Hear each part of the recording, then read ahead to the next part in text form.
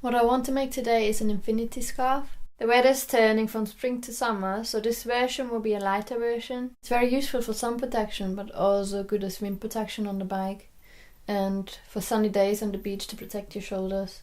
So the first thing I'm going to do is look at the material. I've pulled out 3 fabrics that are light in color and material. They're all stretchy jerseys with different amount of cotton and would all work well. But I'm going with this one. It's a grey marl cotton jersey double knit. It will stay in shape and nicely drape. Before I begin cutting or sewing, I need to take a couple of measurements around my head. The first one is where I would normally wear a headband, and the second one is from the base of my neck to the fringe line. Once I have my measurements, I can transfer them to the material. Before I do that, I'm going to take a look at the material to find the right stretch for this project. So this material doesn't really have a stretch in the direction of the grain line, but the stretch across the grain line springs back, and that's perfect. To cut the fabric, I'm going to lay it out on my cutting mat. I unravel the material and fold it on the grain line, and make sure the folded width is wider than the first headband measurement.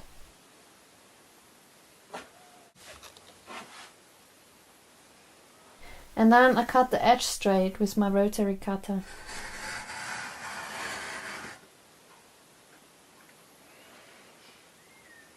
I transfer the second measurement, mark it with tailor's chalk, and cut again.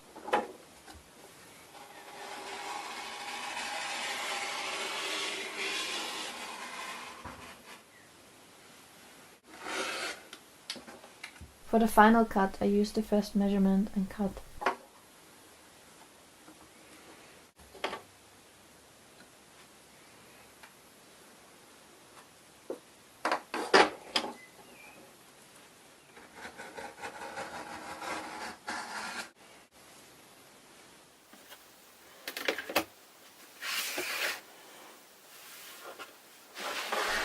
Once the cutting is done, I can assemble.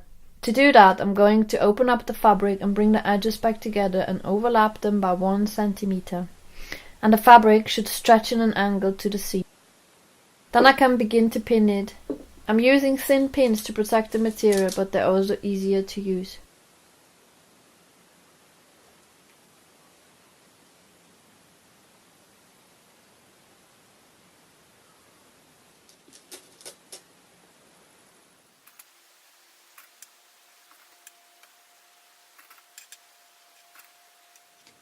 I have chosen a bright yellow thread for contrast.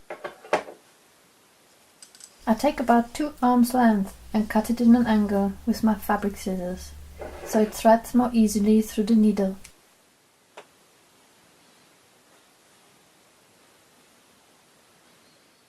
Now I make a single knot at the end to prevent fraying, and then a double knot 7 mm further up.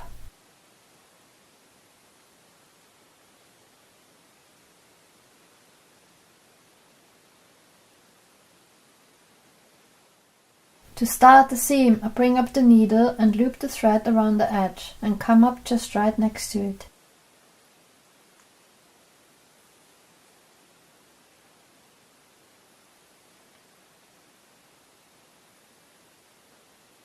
I imagine 2 parallel lines and let the cross stitch run along them. The cross stitch moves from the left to the right. The rhythm is determined by the width of the stitch. I start making the first bottom part of the cross stitch by moving to the right diagonally. Passing through the fabric, I bring the needle back up to the left, parallel to where I've started. I move a stitch width to the right and cross over and make the top part of the next stitch, coming up again where the last stitch ended.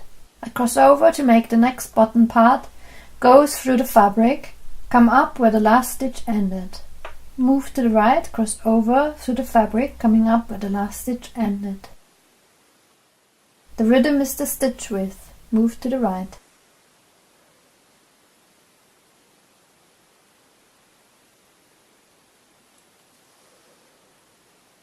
I continue until I reach the other side.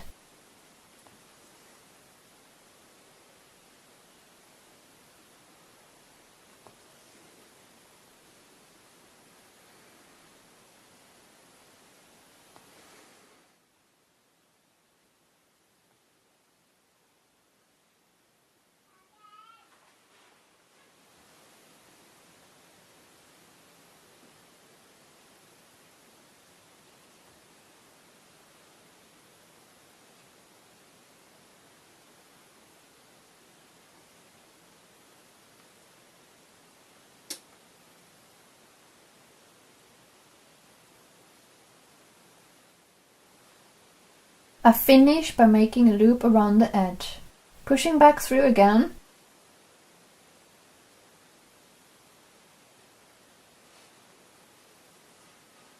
and make a double knot close to the fabric, using my fingernail.